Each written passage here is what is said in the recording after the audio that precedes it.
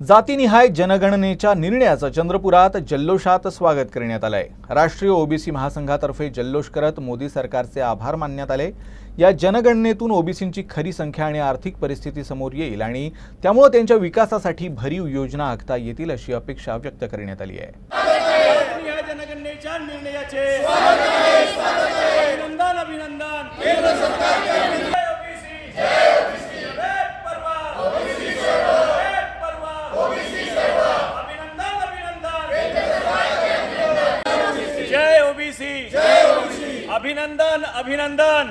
केंद्र सरकारचे अभिनंदन। मागील तत्कालीन काँग्रेस सरकार असो किंवा इतर सरकारांनी कधीही सर्वांच्या जातींच्या निहाय जात गणना केली नव्हती।